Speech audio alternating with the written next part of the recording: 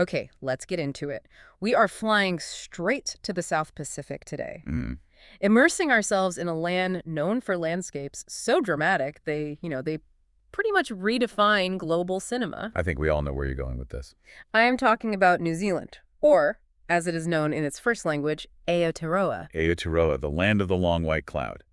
I mean, that name itself just holds the key to the national identity we're diving into. It really does. You're looking at a country that is geographically isolated, small in population. What is it, about 5.3 million people? That's right. And yet it's disproportionately massive in its global influence, whether that's in science or film or even political policy. And that's really the core mission of this deep dive, isn't it? How does this small nation punch so far above its weight? It's the big question. It is. So we've structured our sources into three main threads to try and answer that. Okay. First, the wild, volatile land itself. Then the pioneering political people. And finally, that creative engine, that massive global creative engine they've managed to build. Exactly. And I think before we even get there, we have to set the stage with the political structure. Right. So New Zealand is a parliamentary democracy, but it's also a constitutional monarchy.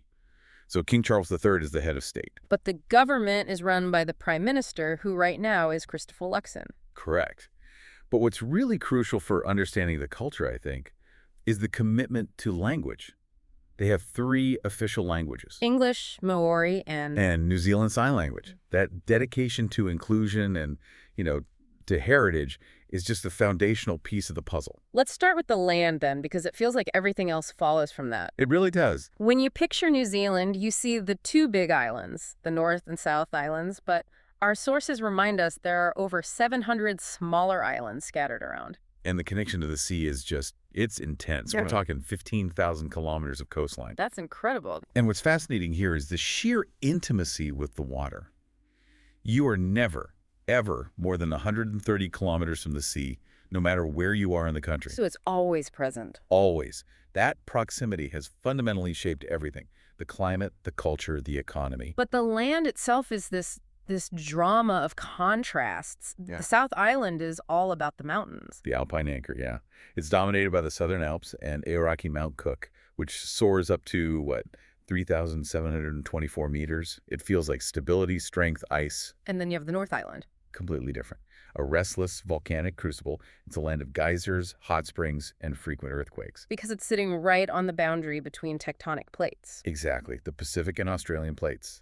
This volatility isn't just a geological fact, it's like an underlying feature of life there. And that volcanic energy created Lake Taupo. I knew it was the largest lake, sure, but the context here is mind-blowing. Oh, it's unbelievable. 622 square kilometers. Formed by a supervolcano explosion thousands of years ago, one of the most violent eruptions in known history. It just speaks to the enormous, destructive, but also creative power of that landscape. Yeah. And that's why you have places like Fiordland National Park and Tongariro National Park, which are UNESCO World Heritage Sites. This tension between ice and fire defines everything. So what does that do to the climate? It makes it mostly mild and temperate, but of course the seasons are the complete reverse of the Northern Hemisphere. Their summer is December and January. Right, and that isolation combined with those conditions, it led to some truly quirky species. You've got it, the national symbol, the kiwi bird, nocturnal, flightless. And the tuatara, the quote, living fossil, the chikikia parrot, little blue penguins. And for a lot of people, the most memorable biological fact is about what's missing. The snakes. New Zealand has absolutely no native snakes. None. 0 snakes. That's so unique for a landmass of that size. It is. Okay, so let's trade the absence of snakes for the overwhelming presence of sheep. Ah, yes. The perfect snapshot of the economy. We said the human population is 5.3 million. And the sheep population, around 25 million. That's a 5-to-1 ratio. It is. And that massive disparity is why agriculture, dairy, wool, meat, wine, kiwi fruit is such a colossal industry for them. Which connects the land perfectly to their national brand, doesn't it? How so? Well, you can't separate that agricultural reality from their tourism slogan, 100% pure New Zealand. That's a great point. That brand is their most valuable asset. They guard it fiercely. Right. Not just because it looks good on a poster, but because their whole economic strength relies on that idea of purity. That's the deeper insight, I think. The landscape is both their greatest source of wealth and their greatest vulnerability. It demands constant stewardship. And that's a perfect transition into the people who built a society on this foundation. Let's do it. So culturally, the foundation is the deep Maori heritage. Goes all the way back to legendary Polynesian navigators like Kupe. And we see that heritage alive today through figures like Te Aotearoa, the great warrior chief from the 19th century. And Te Aotearoa is critical because he composed Kamate Haka. The haka, I mean, that traditional Maori dance is known all over the world. Because of the All Blacks. Exactly. The National Rugby Union team performs it before every single match. And it's not just a dance, It's a powerful challenge. It's a show of unity. It's a direct link to ancestral history performed on a global stage. The ultimate connection between deep culture and modern sport. And you can see that link literally on the ground in places like Rotorua. It's a Maori cultural heartland. Where they use the geothermal heat from the earth, right? Yeah, at places like the Wakarewerewa Maori village, they use that energy for cooking, for bathing. It's this tangible, living connection to the land. And that same pioneering spirit, it manifested politically almost immediately. It really did. New Zealand holds the incredible distinction of being the first country in the world to grant women the right to vote. 1893, led by the suffragist movement and a woman named Kate Shepherd. Think about the global implications of that. I mean, they were setting the standard for social justice over a century ago. And that pioneering nature has continued, right through to modern leaders. You mean like Jacinda Ardern? Absolutely. Yeah. She gained massive international admiration for her empathy, for her crisis leadership. Especially after the Christchurch mosque shootings. For sure. And if you go back to the 1980s, you have Prime Minister David Lange. Right, the anti-nuclear policy. Yeah, right. profound stand. He effectively banned any nuclear-powered or nuclear-armed ships from entering New Zealand waters. And that must have caused some serious ripples internationally. I mean, with allies like the United States. Oh, it caused an absolute crisis. Right. The U.S. essentially suspended its military treaty obligations. Wow. But what's fascinating is that the nation they accepted that cost. They chose to preserve their sovereign anti-nuclear status. Which comes back to that idea of self-preservation, of self-reliance. Deeply woven into their identity. And you see it in other figures, too, like Sura Puranangata. He fought to preserve the Maori language and cultural lands in the early 20th century. And Michael Joseph Savage, who in the 30s built the foundation of their welfare state. So this pattern, it's about pioneering social change and fiercely defending their own unique identity. It's a recurring story. Okay, let's move from political intellect to pure scientific genius. Because the number of breakthroughs to come from this small country is...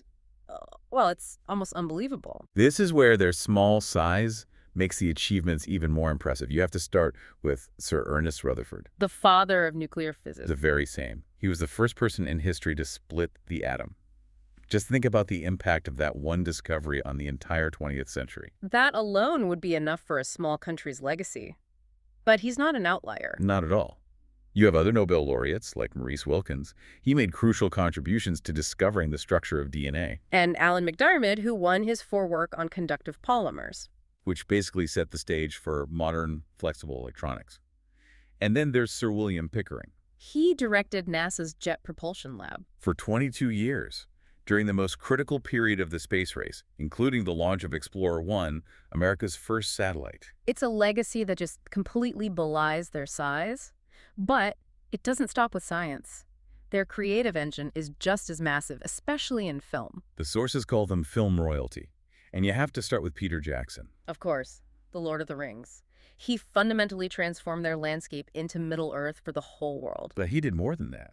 He created an entire creative ecosystem. You mean Weta Workshop? Exactly, the special effects powerhouse.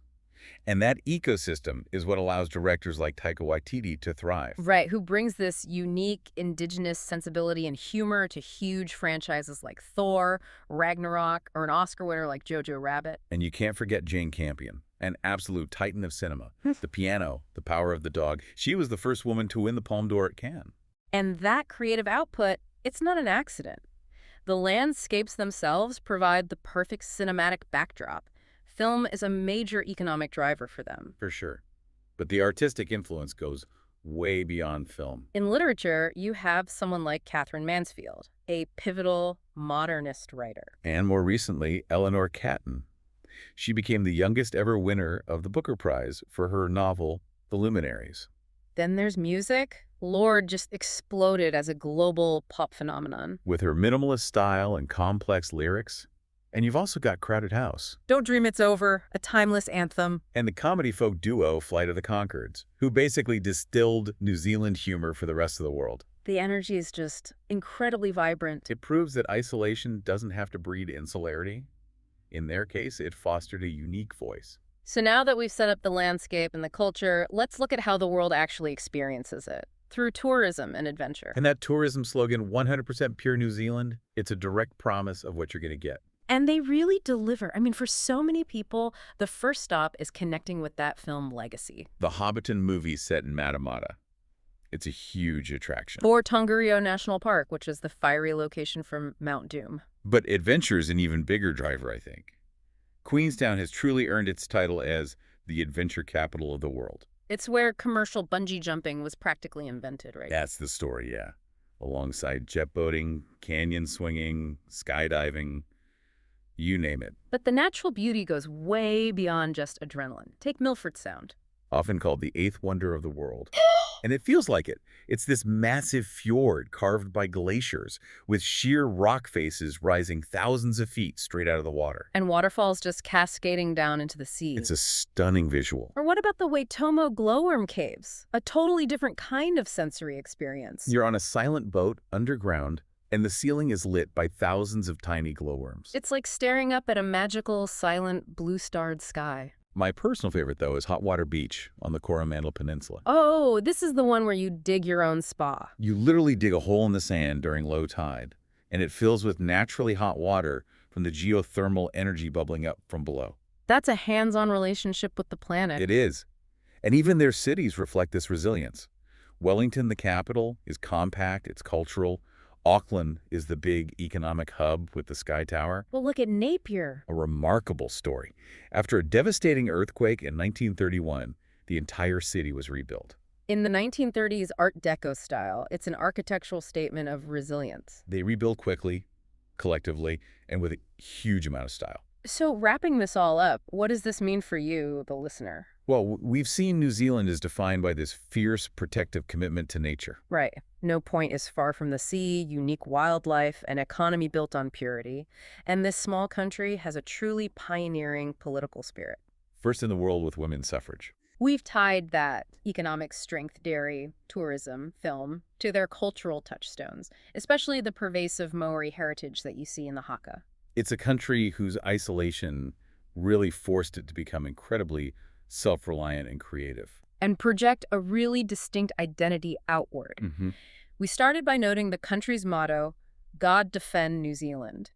And we talked about its commitment to self-preservation, from David Lange's anti-nuclear stance to its deep commitment to the environment. You see that in places like the Te Waikoropupi Springs, which contain some of the clearest fresh water ever measured. Which brings us to our final provocative thought for you to explore. Given that New Zealand is so consistently portrayed as this peaceful, isolated, idyllic paradise, why is self-defense, self-reliance, and self-preservation such a persistent and dominant theme in its national identity? Is it because they understand how fragile their isolation is? Or is it a historical reaction to colonialism, or maybe even to the violent power of the land itself? It's a fundamental tension, and it's definitely worth considering.